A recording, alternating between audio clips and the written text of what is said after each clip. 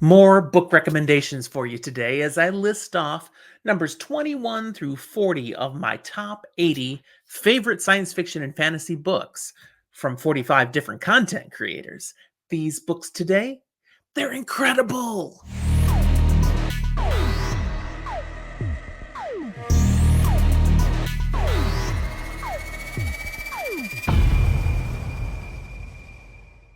Welcome to Fantasy for the Ages, the show where father and son talk about fantasy, science fiction, and other nerdy things we enjoy. Just Jim, the father, here with you today to continue climbing this amazing list of favorite books from fantasy and science fiction. Again, not my favorites. These are what were submitted by 45 different content creators when I simply asked the question, what are your three favorite SFF books? Today, all 20 of these are favorites from just one individual person for each book. Just like the first 40 that I've listed, just one person gave this as one of their favorites. There was so much diversity. So I've used Goodreads again so I can rank these, but that means these 20 books all ranked higher on Goodreads than the previous 40, those first two episodes. That if you haven't seen them, you should go check them out because they were fantastic books as well. But these books, they're going to blow your minds. You're definitely going to recognize some of them, and yet there are some hidden gems in here that you're going to want to add to your TBR. I mean, some of these books are undeniably excellent. Everybody knows it. And then there's one in particular that came along and I was like, whoa. You'll see what I mean when we get to that later. By the way, this is where the one selection as favorite, that bit ends. Every book in the top 20, tomorrow's episode, has multiple content creators saying, this is one of my favorites. That will be a list that's just absolutely filled with awesomeness. So be sure to come back and watch that one too. But today, yeah, this list is no joke, people. I've heard of most of these.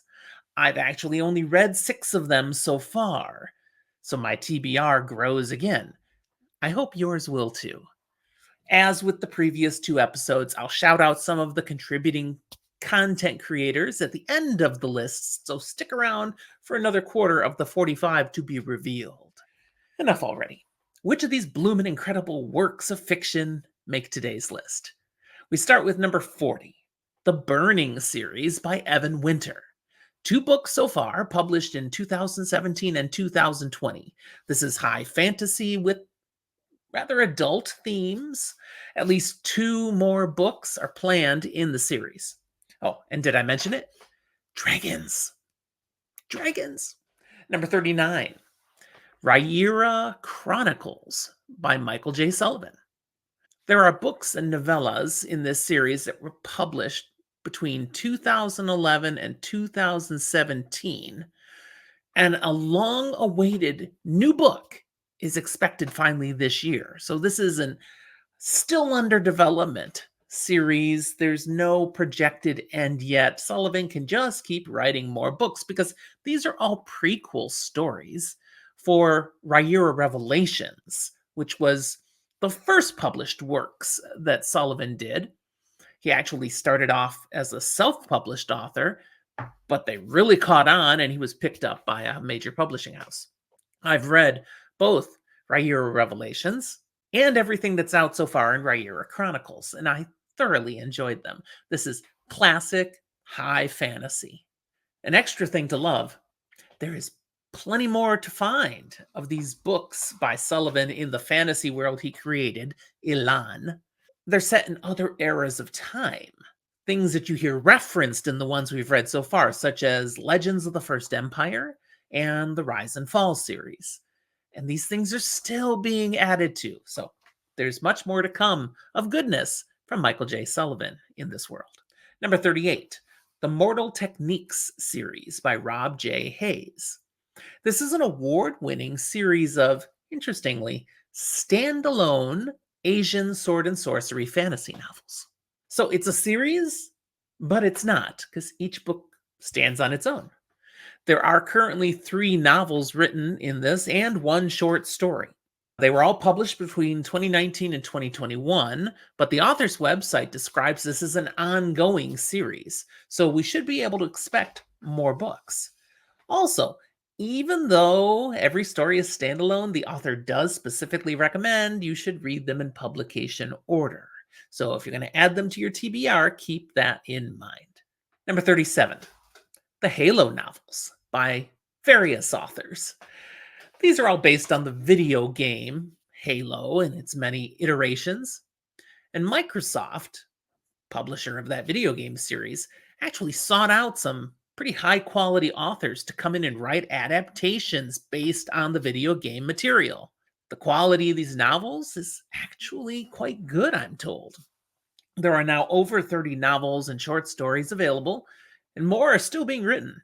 The first book, Halo: The Fall of the Reach by Eric Nyland, came out in 2001 and actually serves as a prelude for the first game in the Halo series, which I am awful at. So I've never played beyond game 1.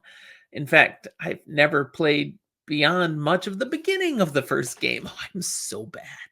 Obviously, if you know the game, you recognize that these books are all military science fiction. Number 36, King's Dark Tidings by Kel Cade. This is a 5-book fantasy series, epic fantasy published between 2015 and 2022. Now, per the author, there are 3 more books planned in this series, so it's ongoing, definitely not finished. I first heard about these books from Spencer, my friend over at the Fantasy Files podcast. He could not stop praising this series. Guess which content creator nominated the series for this list? Yeah, there's something to be said for consistency. Am I right? Number 35, The Night Lords trilogy by Aaron Dembski Bowden. This is science fiction with touches of fantasy and horror. That sounds like a good combination. The 3 books came out between 2010 and 2012. There's also a prequel novel that came out in 2015 and a short story from 2011 that fits right before the last book. Now, these are actually part of the Warhammer 40K series, which was put on the list quite a bit farther back. But this particular trilogy, rise above it all for one of the people who contributed, and the fans in general seem to agree. Gets a higher shout out.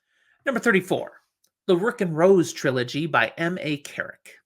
There are 3 books in this completed fantasy trilogy, published from 2021 to 2023. M.A. Carrick is a pen name actually for 2 authors who collaborated on these, Marie Brennan and Alec Helms.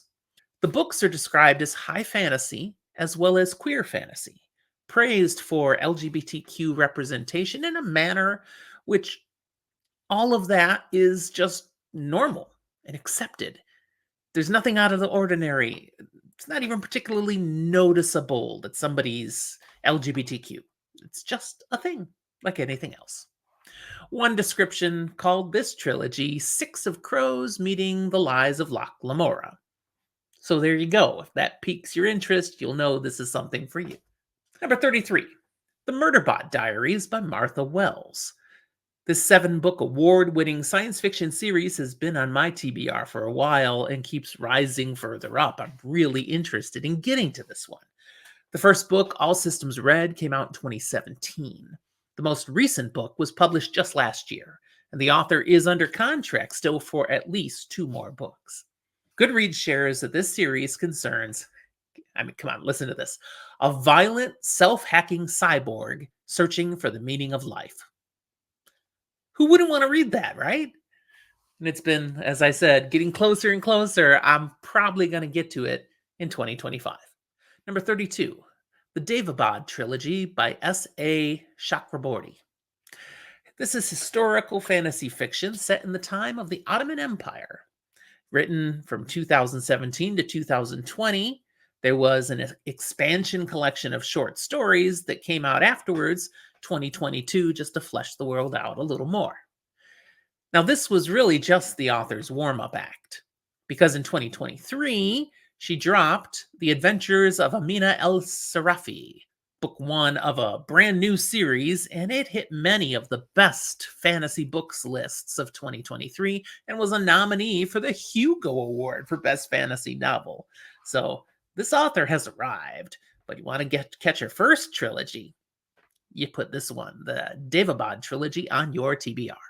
Number 31, Noob Town by Ryan Rimmel. What a title, Noob Town. And then when you see what it is, you're like, oh, that makes perfect sense. This is a 7-book series, and it says it right on the cover, a lit RPG adventure. Beyond that, we're talking a fantasy tale with a very quirky take on a story. The first book starts out, person dies, wakes up in a new world that's basically based on an old school style video game, and guess what? He's a noob. I'm intrigued. It's published from 2019 through 2022.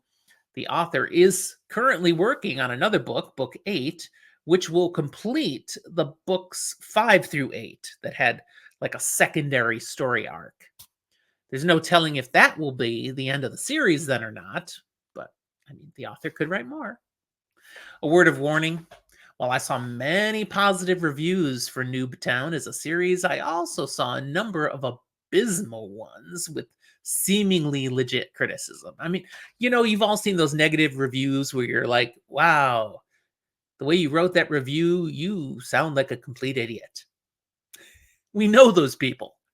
That's not these reviews. These negative reviews were well crafted, seem to have really good points. I don't know what to make of that.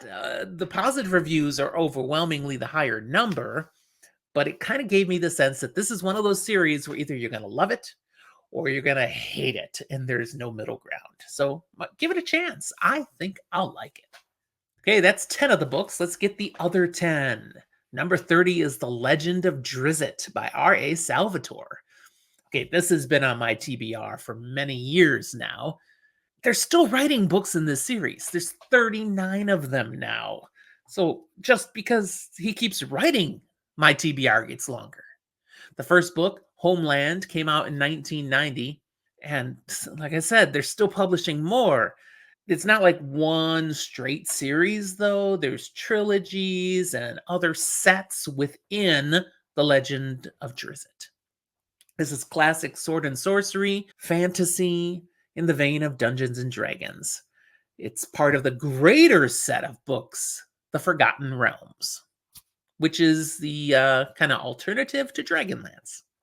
And according to the voters on Goodreads, higher rated. Number 29, The Bloodsworn Saga by John Gwynne. Written from 2021 to 2024, this is epic fantasy. Now, if you've read John Gwynne's The Faithful and the Fallen, that 4-book series, you already understand how masterfully he can write epic fantasy. Well, this was what he came up with next. And I've had them on my TBR ever since I read The Faithful and the Fallen. Anything John Gwynne writes, I'm going to read it now. There's just only so much time in the day, and I'm getting to them eventually. But if you don't have the Bloodsworn Saga on your TBR and you haven't read it yet, put it there. It'll be worth your time. Number 28, The Kingkiller Chronicle by Patrick Rothfuss, the famously unfinished high fantasy trilogy. We've been waiting on the final book of the trilogy now for 13 years. Wow. The first book came out in 2007. There are 2 novellas that we've been given to kind of ease our suffering as we wait for book 3. So we've got 2 fantastic novels, 2 quirky, interesting novellas, and no news on when we'll get a final book, if we'll ever get the final book. Number 27, Percy Jackson and the Olympians by Rick Riordan. This is one of Zach's favorite series, so he agrees with whoever of you put this on your fave list. It's not so much mine, but that's okay. It wasn't written for me. I think I missed the age demographic. Zach and I, we've had some good fun kind of bashing each other and our thoughts on this series. But again, for Zach, reading the Percy Jackson books is just his happy place. It's technically a 5-book series. It came out from 2005 to 2009, but Recently, the author has added two more books to the series. After a time jump, he's aged up Percy Jackson. So 2023 and 2024, we got two more books. And more could still come out. There's no reason that he's going to stop. People keep buying these books. It's modern day fantasy based on Roman mythology. What if it was all real and we could do this? Fun stuff, some think. Number 26, The Dandelion Dynasty by Ken Liu. This is a four-book, award-winning, complete series, epic fantasy. It was written from 2015 through 2022. According to one description, fans of intrigue, intimate plots, and action will find much to love here. This has been on my TBR since before the series was finished. I had already sensed we had something really good coming out, and I do remain quite interested, but it's not as far up my list as some of the other things we've already talked about. Something's got to give.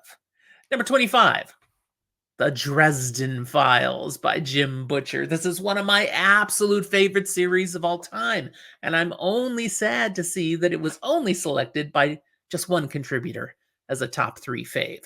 But hey, pointing out, it's way up near the top of all the ones that only had one person picking it. It is a very popular series. So this is one of my 3 faves. Mine aren't contributed. I didn't add to this list, but this is one of my 3 faves. Can you guess the other 2? If you think you know what they are, put it down in the comment box. I'll tell you if you're right. Wow, The Dresden Files. It's the definition of urban fantasy. It is the standard all others now try to rise to meet. We're talking the ongoing story of Harry Dresden, professional wizard and private eye. 17 books strong, along with many novellas and short stories. The first book came out in 2000, the most recent, 2020. This is still being written. We've been promised more books are to come. We expect about 25 books when Jim Butcher finally says the overall arc he has in mind will be done. Number 24, another great series I've enjoyed, The Expanse by James S.A. Corey. 9-book series plus short stories and novellas. The first book, Leviathan Wakes, came out in 2011. It wrapped up with the 9th book, Leviathan Falls, in 2021. And I started reading it shortly after that. So I plowed straight through the series, and it was a ride, man. I really enjoyed reading these science fiction fantasy books. I will say, even though there's a fantasy element, it does incorporate a pleasant amount of hard science.